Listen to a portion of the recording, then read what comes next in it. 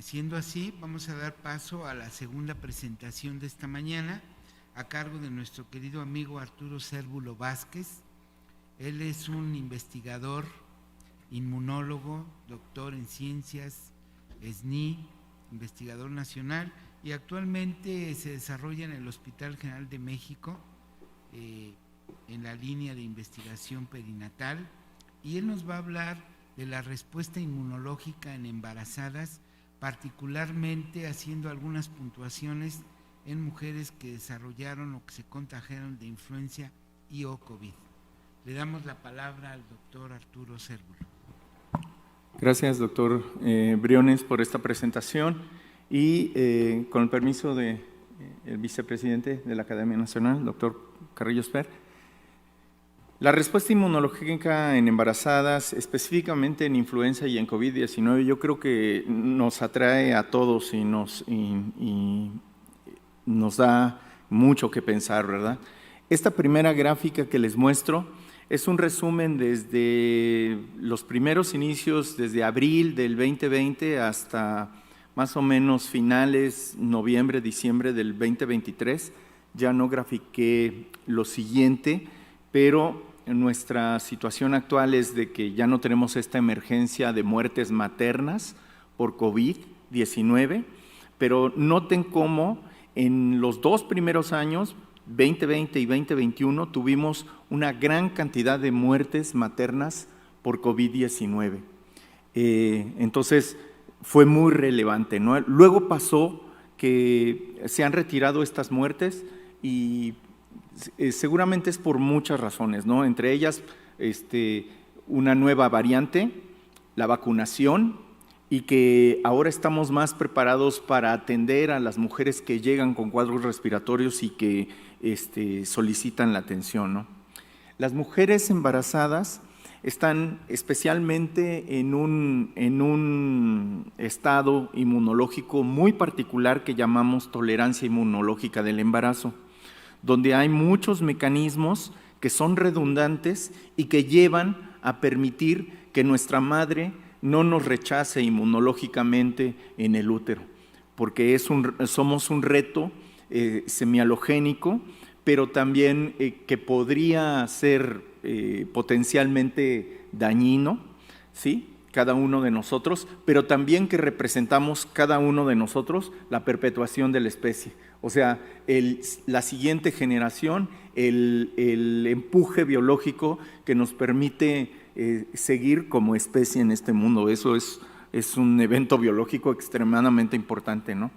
Entonces, en la fisiopatología de esta enfermedad por infección por SARS-CoV-2, sabemos que puede infectar a la placenta, que puede afectar in útero al feto y que muchos componentes celulares y humorales como citocinas son pero muy importantes de definir en el estado fisiopatológico y que esta regulación humoral y celular de estos componentes humorales y celulares tienen un control muy fino en el embarazo, que cuando viene la infección con SARS-CoV-2 se puede desregular en muchos puntos y que esto puede llevar a la pérdida de la gestación o incluso a la muerte materno-fetal. Entonces, con esto en mente, nosotros en el año de 2020, pero muy temprano, propusimos una colaboración entre el Hospital de Especialidades Centro Médico Siglo XXI, nuestro hospital hermano, la Gineco 4 del IMSS, y nosotros en el Hospital General de México. Lo que les voy a presentar es la observación en esta parte de la pandemia. O sea, lo que van a ver, y a lo mejor ya han revisado también de nuestras publicaciones, es lo que se vio en mujeres embarazadas infectadas con COVID y no había vacunación, ¿no? Y fue muchos de los casos que presentamos con la cepa original de Wuhan y luego una siguiente cepa, que fue la alfa y quizás la beta. Entonces, esto es importante porque los resultados que vamos a ver nos llevan a ese escenario donde no había nada, donde era todo original, donde pasaron las primeras cosas, ¿no? Y lo que proponemos fue un grupo, 3 grupos, el de las mujeres embarazadas con COVID, que este es nuestro target, nuestra diana más importante, las mujeres no embarazadas con COVID y las mujeres embarazadas sin COVID como controles. Esto que aparentemente es muy fácil de pensar y de proponer, la verdad es de que montarlo y logísticamente no era tan fácil, porque uno tenía que ir a ciertos hospitales que eran COVID y otros que no lo eran para obtener los controles, los seguimientos, o sea, por eso esta colaboración entre todos se está como desconectando, ¿no?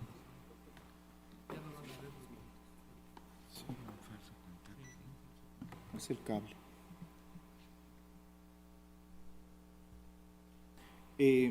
Les continúo diciendo, entonces, estos grupos son muy fácil de pensarlos, pero no de establecerlos logísticamente.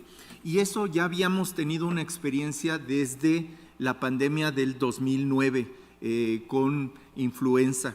Quisimos hacer esto que ya logramos en COVID-19 de una forma mucho más completa, pero no alcanzamos a tener tanto control en las variables en aquella ocasión en influenza. Así es de que la conclusión aquí también es que seguimos haciendo experiencia y seguimos proponiendo mejor los proyectos, dada lo que hemos vivido, las emergencias que hemos vivido, ¿no? Esa es la conclusión. Con cada emergencia de salud que hemos tenido, pues estamos un poco más preparados para la siguiente, ¿no? Entonces, esa es una buena noticia. De los 3 grupos que les muestro aquí, los no embarazadas, las 2 con COVID o la embarazada sin COVID, vimos que muchos del cuadro clínico que estábamos observando no era, digamos que claramente diferente, ¿no? O espectacularmente diferente.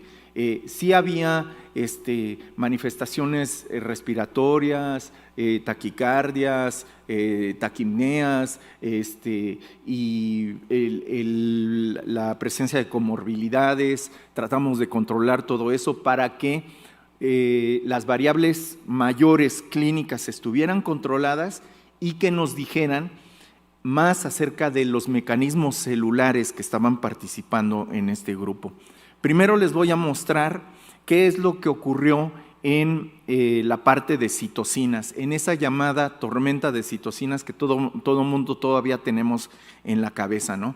Nuestra hipótesis, igual y ustedes también tienen esta hipótesis en este momento, era que las mujeres embarazadas con COVID tendrían unas respuestas inflamatorias con citocinas extremadamente elevadas, muy diferentes de los 2 grupos controles, ¿no?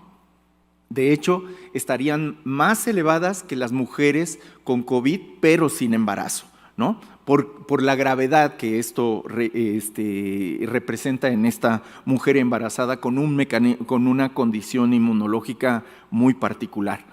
Pero lo que vimos, sorprendentemente, así se nos puso la carita de, oye, la mayoría es muy similar.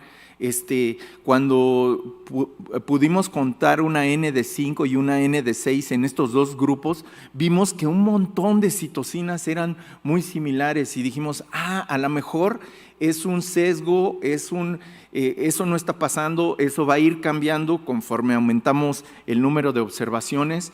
Pero cuando ya por fin integramos los 3 grupos, resulta que la mayoría de las citocinas estaban, como ven ustedes, en el mismo nivel para un montón de citocinas y quimiosinas que participan en el proceso proinflamatorio. Esto ya de suyo nos está diciendo algo sobre la fisiopatología, nos está diciendo algo de cómo el sistema inmunológico está manejando el reto infeccioso por SARS-CoV-2 y que las mujeres embarazadas no necesariamente tienen una alteración en la mayoría de las citocinas, sino que parecería que están siendo la respuesta muy similar. Sin embargo, hay respuestas que sí son diferentes. Por ejemplo, en el factor de necrosis tumoral, vean, las mujeres embarazadas con COVID tienen mayor concentración de esta citocina que el grupo de mujeres embarazadas normales, fisiológicas, o que el grupo de mujeres con COVID que no están embarazadas.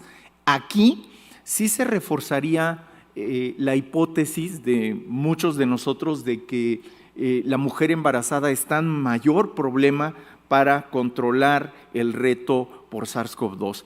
Pero hay otras, por ejemplo, lo que pasa con interleucina 6, pues más o menos por lo mismo, ¿no? Pero hay algunas otras citocinas como interleucina 4, que es antiinflamatoria, que también está elevada. Entonces, dicho esto de forma más coloquial, pues las que entran por las que salen, ¿no? Entonces, por un lado hay mucha proinflamación y por el otro parece que hay un control antiinflamatorio que no permite que se vaya esta respuesta a escenarios que no puede manejar el sistema de la mujer embarazada. Entonces, esta es la observación que vimos de citocinas en COVID-19, en mujeres COVID-19, pero también quiero presentarles lo que analizamos en ese momento, en el 2009. Yo trabajaba en el Instituto Nacional de Perinatología, en ese momento era subdirector de investigación biomédica, pero mi línea de investigación siempre ha sido mujer embarazada y respuesta inmunológica.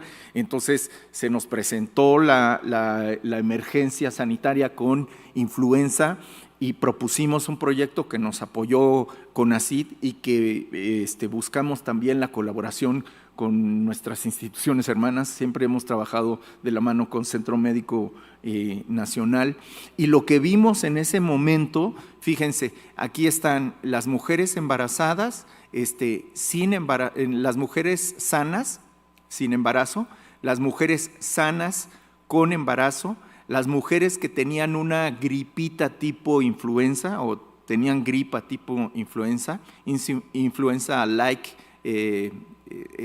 disease, o no me acuerdo cómo le pusimos acá, y las mujeres embarazadas con H1N1. Y vean cómo la respuesta de factor de necrosis tumoral, de lo que estábamos hablando de COVID, es también mayor que los grupos controles. Aquí les pongo el resultado en COVID. Vean cómo más o menos la concentración andaba en 30 picogramos por mililitro, 30 picogramos por mililitro en COVID-19, pero en influenza puede llegar a 60, 70 picogramos por mililitro, se hace el doble. Ajá. Y, por ejemplo, aquí en interleucina 10, en esta respuesta antiinflamatoria, había mucha respuesta antiinflamatoria también en influenza, pero lo que nosotros vimos en interleucina 10, en COVID-19, vean cómo está la misma respuesta, muy similar, ¿no? Entonces, aquí la reflexión, aunque los dos fueron enfermedades respiratorias que ponían en peligro la salud materno-fetal, materno-neonatal, las respuestas del sistema inmunológico en la mujer embarazada con un reto y con otro sí eran diferentes. De hecho, se ha reportado que en influenza hay una mayor probabilidad de que las cosas salgan mal. Pero a pesar de las 600 muertes que tuvimos, o un poquito más, en toda esta emergencia con COVID, muertes maternas, yo pienso que no es tanto por la activación del sistema inmunológico, sino por el número de casos, la extensión de la pandemia que tuvimos en COVID-19 y que no fue así, y qué bueno en influenza, ¿no? Y estas nos debe de dejar reflexiones muy importantes para lo siguiente, porque va a haber una siguiente ocasión. Y en esa ocasión debemos de retomar todos esos resultados y estar preparados para lo que sigue. En los aspectos de células, acá están las células y lo que quiero mostrarles es, esas citocinas vienen de un sustrato celular y podrían venir de los leucocitos que están ahí circulando en las mujeres. Entonces cuantificamos el número de células que estaban sintetizando estas citocinas y lo que vimos es que el número de células que hacían interleucina 1 o interleucina 6 en monocitos, no les presento la gráfica de células CD8 o células CD4, pueden revisar ustedes el paper publicado, pero sí les digo que la cantidad es muy similar. Cuando estimulamos con interleucina 6 recombinante humana como para preguntar si el sistema ya estaba saturado y ya no va a generar una mayor respuesta por echarle más interleucina 6, pues resulta que las que produjeron más fueron las mujeres embarazadas. Este resultado sugeriría que la activación con interleucina 6 que ya tienen estas pacientes con COVID-19 con y sin embarazo les permite dejar una respuesta de esos macrófagos menos grande que si no lo hay, ¿no? Entonces, este es nuestro control positivo con LPS. Vean cómo esas células sí pueden hacer interleucina 1, sí pueden hacer interleucina 6, aún en las pacientes que tienen COVID, o sea, la infección por COVID no anergiza esas células, no las pone en un estado que ya no puedan responder, porque queríamos preguntar si en esos momentos si había una parálisis inmunológica en las mujeres embarazadas, cosa que parece que no sucede. Ya nada más para terminar, queremos mostrar marcadores en la superficie de esas células. Uno de esos marcadores antiinflamatorios es la expresión de CD39, porque las células muertas en la infección con influenza y con COVID, hay muchas de estas células que mueren por apoptosis, liberan ATP, y este ATP es un DAMP, es una señal de peligro, es una señal proinflamatoria que genera y amplifica la inflamación, pero hay sistemas fisiológicos porque CD39 toma este ATP, lo metaboliza a ADP y luego a AMP, y este AMP se toma por CD73 y se transforma en adenosina, y eso genera señales antiinflamatorias. Y queríamos preguntar si un mecanismo así podría estar funcionando en embarazadas, y resulta que sí. Acá están las respuestas de la expresión de 39 y de 73 en embarazadas, y vean cómo las mujeres no embarazadas en azul pues tienen porcentajes de células menores que esos. Y nosotros lo que proponemos es que este es uno de los mecanismos por los cuales las mujeres embarazadas estaban ciertamente protegidas en algún grado por la infección por SARS-CoV-2. En el caso de influenza, nos encontramos algo espectacularmente grande, que fue la activación policlonal, porque muchas de estas células T, CD3 positivas, expresan CD69, y esto no lo hemos visto en COVID-19. Pensamos que muchas de las células expresarían este marcador de activación, y no fue así, y también nos llevamos una sorpresa muy grande. Nuestra hipótesis, otra vez, es que son todos estos mecanismos de tolerancia inmunológica que contienen el rechazo al feto, que fueron también favorables para que las mujeres embarazadas pudieran manejar en su mayoría la infección por COVID, porque cabe recordar que la mayoría de las mujeres embarazadas que se infectaron por COVID fueron asintomáticas. O sea, solamente un 2%, esas 600, 700 muertes que tenemos, es el 2% de todas las mujeres embarazadas. La mayoría de las mujeres embarazadas no tuvieron. No quiero mandar el mensaje de COVID es inocuo, no te va a pasar nada. Claro que pasa, pero en ciertas circunstancias, que eso es lo que tendríamos que discutir.